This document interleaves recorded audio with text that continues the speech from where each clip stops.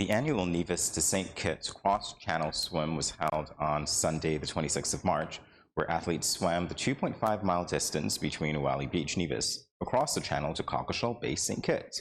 Today, we have the pleasure of speaking with Nevis Aquatic and Sailing Center athletes that participated in the cross-channel swim.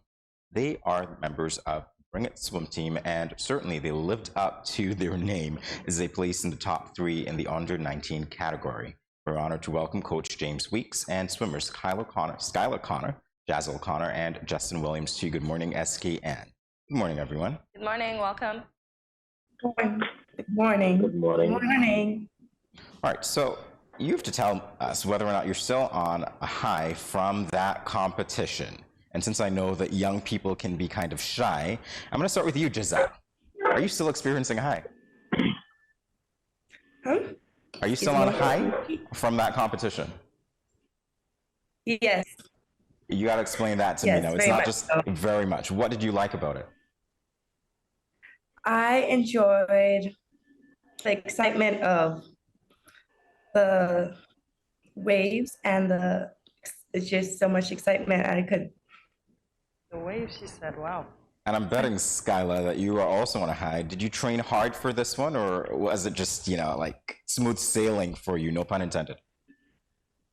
Well, I trained very hard. I tried not to miss any practices, and I was very excited for it. All right, enjoyed the marine life. The marine life and what were you saying? The marine life, like the turtles and the stingrays, because I saw quite a few. Oh, wow, that must have been really interesting as you swam. Love that. Justin, what about you? How was the swim?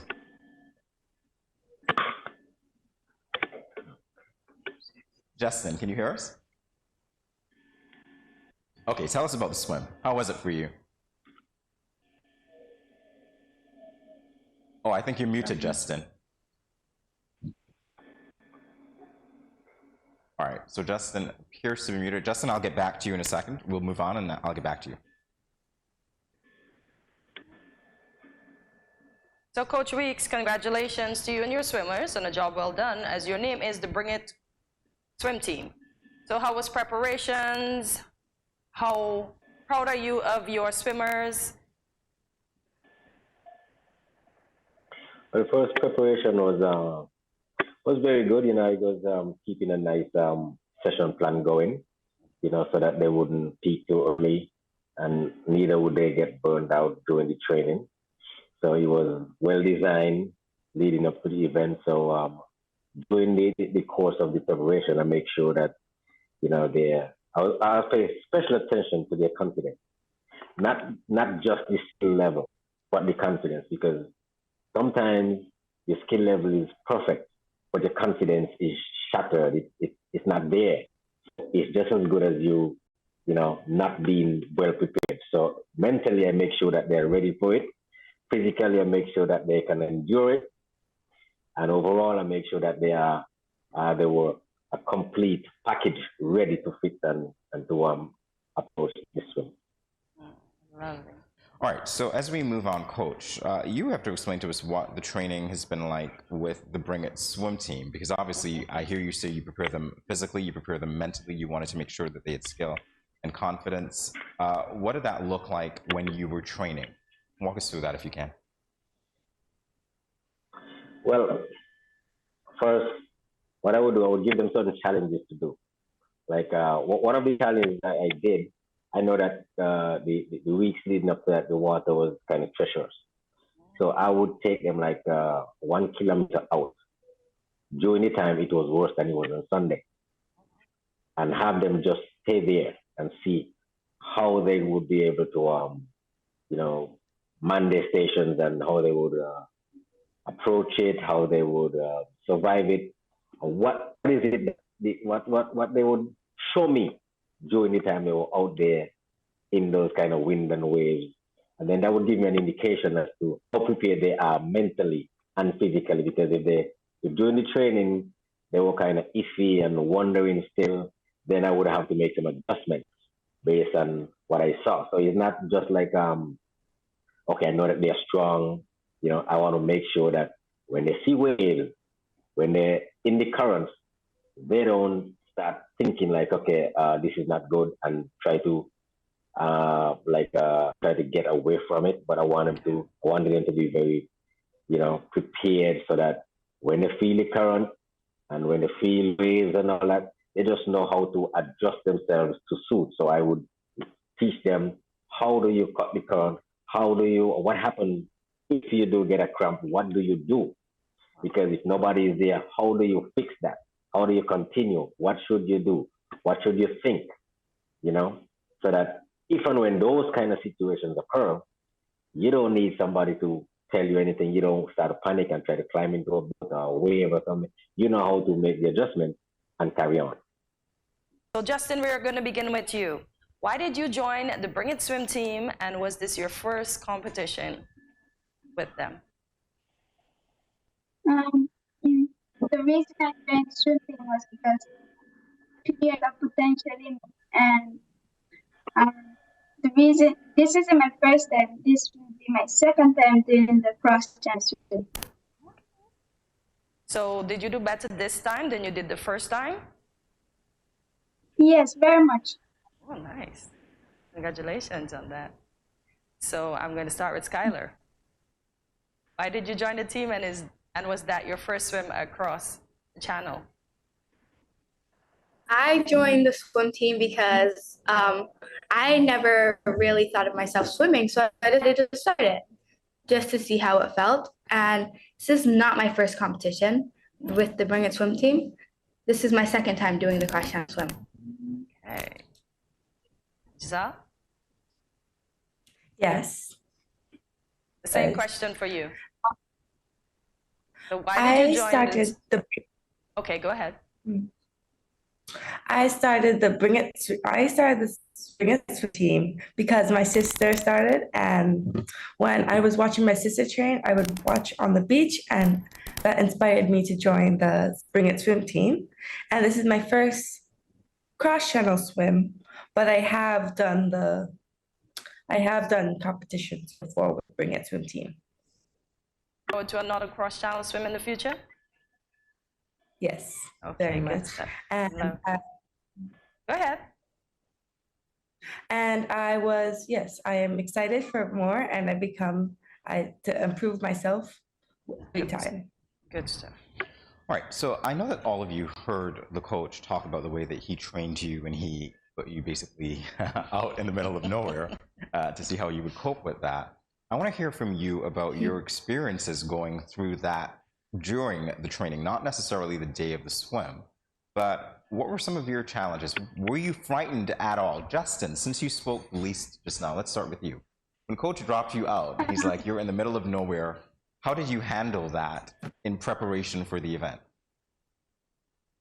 For me, I kept a positive mindset while I saw turtles and some jellyfish. I kept that positive mindset and that courage to continue. That's an interesting mindset that you have. It's quite creative, in fact. Okay, Skyla, what about you? When I was training, the water was very murky because leading up to it, the water was not that good, but I couldn't see the bottom, so that freaked me out a little bit. But on the day, it was very nice and clear, and then I continued. I loved it that day. Okay, that's awesome. I don't know why. I know that you want. It's great to focus on that. I'm focusing on the fear aspect of this thing. You couldn't see the water. Jazzelle, let's talk about you, because you were training at the same time with Skyla. So were there any things that occurred that kind of made you a little frightened, or, you know? During the swim, I got freaked out because of the waves kept on tossing me over and over because the current was very strong. And that made me scared, and I started to panic. And luckily, my father was close by on a kayak. So he gave me some water and told me to breathe and calm down. So that strategy worked well for you, and it helped you on the day of the competition, I bet, didn't it? Yes. All right, great. Yes. So I'm going to continue along the same path that Jamie has been on. Did anybody cramp during the swim? And how did you deal with that? Ooh. So Jazzelle, you cramped? I cramped my toes a bit, Oh, wow. but I just kept on. I slowed my kick and I continued. Oh, so that's the trick. Okay, you taught me something new today. Nice. All right, so we're on the day of the competition, and you are, I imagine you can see everybody else competing. What are the thoughts going through your mind? Were you always ahead of the competition? If not, what did you do to catch up? What was going on? And anybody can speak about that. Justin, you want to take it?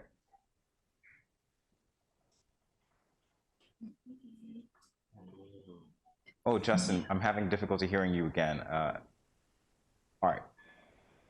Let's try Jazzelle. Justin, we'll try to figure you out. Jazzelle? Okay, I was thinking about, during the swim, I was thinking about winning. I was thinking about the trophies, and that made me push forward. And every time I would look up to breathe, and I would see a green cap for my age group, I would sprint and then pass that person, and then repeat that every time. Nice. I like that. Coach, is that something that you taught them to do, or did that just come naturally to them? Well, what I normally tell them is everybody's a friend before your event.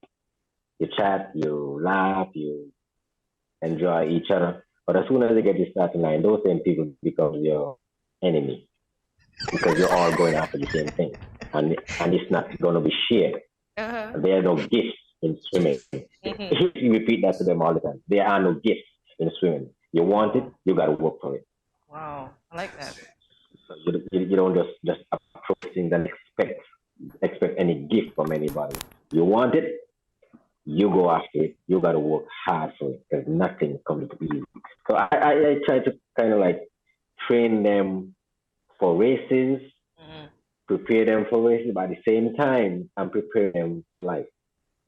Well, that's a very valuable lesson to do. The little quotations I would say to them is not just for racing, but it's for them to use throughout their lifetime.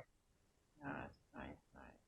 So is there healthy competition amongst themselves in the group, in their age group as well? Is the same thing? Oh, yes.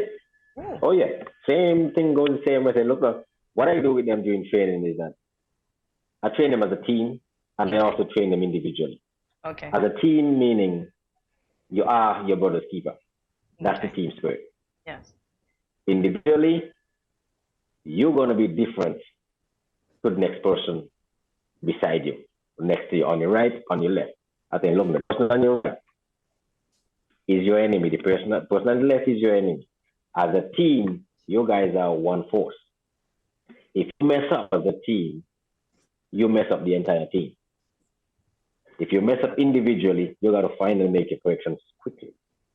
So if we are doing certain drills and so on, and one person mess up, everybody gets punishment because you got to approach it as a team. And when one person gets a big punishment, everybody got to share in that punishment. Say, for instance, somebody did something that, really is a no. That individual would get like 100, 200 push-ups. But at the same time, even though that person is the one that made the error, I said to them, look, your teammate just screwed up and they have 200 push-ups. You guys are a team, you figure it out. Then what they would do is decide how many of them are going to do how many push-ups. I'm going to do 5, I'm going to do 20, I'll do 30, till they get to the amount that single individual has to do. They all work together and get the 200 push-ups. I don't care how many this individual does. I just want at the end of the time, I want my 200 push-ups. Nice. Has anybody ever gotten 200 push-ups and done 50-50, or however you cut it, 80-80? Is that doable for you guys? Have you shared it evenly? Looking at Jazelle's face, she looked like she got it. Jazzelle? Yes, I have done that. Okay. At that time, it was 7 push-ups. So. 70? Yes, Okay. and I shared it with my. Yes. Okay. Okay. That's great. Okay, Justin, we're going to see if we get you back now. I want to talk to you about your final times and obviously your placements in the under 19 category. So, Justin, what was your final time?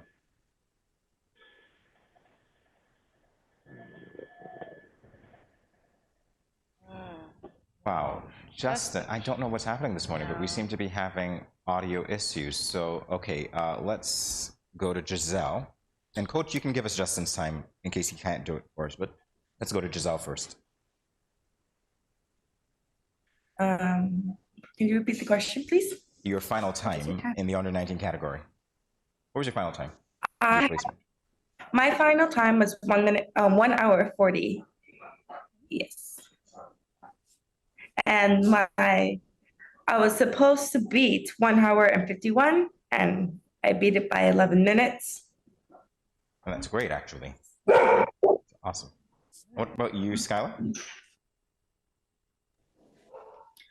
My time I got this year was 124, and the time I had to try to beat was my old time, 151. You did excellent. Congratulations. And Thank Coach, yeah, that's definitely remarkable indeed. Coach, what can you tell us about Justin's time? Justin's time was 116. 116, Yeah, you 1 hour said? 16. Yeah, 116. So he came The first in his last time he category. would have been, yes, Oh, he was congratulations, first in his Justin. category, and I think he was, top 10, if I something correctly. And you were Yeah, saying, Coach, something like the that. last time? You were telling us about the last time he swam. Yeah, his last time I think was 134, 130 something. Wow. So what I did with each one of them is I told them, I said, listen, you guys have to be faster than your previous time by 5 minutes. If you are not faster by 5 minutes, you all owe me 100 push-ups. Now, after the 5 minutes, every 10 minutes after that, every 10 minutes you take off from your time, after the 5 minutes, you all earn $20. See Giselle's face with a bright smile. So Giselle, you got your $20. Hands of He free has value not money. paid us yet. Coach, you He has have not, not yet. you have not held up your end of the bargain? Oh yes. I'm waiting for the correct time to start dish. I'm gonna probably dish it out on Saturday because we got a nice eat and drink session on Saturday. Okay. Yeah. Golden Rock is actually providing lunch for all the swimmers Okay, of the lovely. Guinea team that participated in the cross swim. So Saturday noon, that's where they're gonna be able to eat and drink and be merry. And be paid. And be paid without the parents. Okay, Without the nice. parents, because the parents didn't swim. Okay. The parents didn't swim, so they're gonna have their lunch just with them and the coach. Okay. Are you guys lovely. looking forward to that? I know you worked hard for it. So you guys looking forward to that? Yeah. Well, thumbs yes, up. Skyla, yeah, I know Skyla and I are very much excited for lunch. Ooh. All right. So, in our final moments, guys, what advice do you have for younger people who want to participate in the Nevis to St. Kitts cross-channel swim? What would you tell them? I would tell them that you can achieve whatever you want to achieve, and with the right amount of training and the right diet, I am pretty sure you can definitely swim. Skylar? Okay. We still can't hear Justin. I would say for anyone aspiring to do the swim that you just go for it. Have the right mindset, train hard, do what. If you really want to do it, then you can accomplish anything you put your mind to. All right, Justin, we can't hear you, but you're going to give me a thumbs up if you agree with everything that your teammates said. Awesome, we get two I like thumbs up. that. All right. And Coach, what about you? Any advice? Well, in one word, and then I'll explain it. Bring it. I like that. Interesting name for the team, and we didn't even talk about it, but yes. Yeah. But then, like the kids say, it's all about desire, dedication. Once you put those things together, desire, determination, and dedication, there's nothing that can stand in your way that you can't move. Because all you gotta do is get the right percentage of each one. Normally, I ask, like, during the time, the swimming, I go like, how bad do you want it? Because if you want it bad, you're gonna work hard. Because sometimes they're like, oh, my ribs hurt, my shoulder hurt, my back hurt, my legs hurt. I say, yes, they're all gonna hurt, but everybody else is suffering. So how bad do you want it? And that's what encourages people to excel. If you just feel like you alone is suffering, you're gonna give up. But everybody is suffering because they all want to win. Who wants it most? That's the one that's gonna win. Because apart from you being skillful or fast, it comes down to a mental state. Because giving up is just there knocking all the time because you're in pain.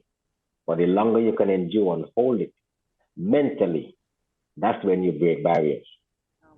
Because you can only be strong enough so far, fast enough so far. But when all those things start to fatigue, your mind has to take it the rest of the way. So I always work on their mindset. Keep the mind strong, everything else will be stronger.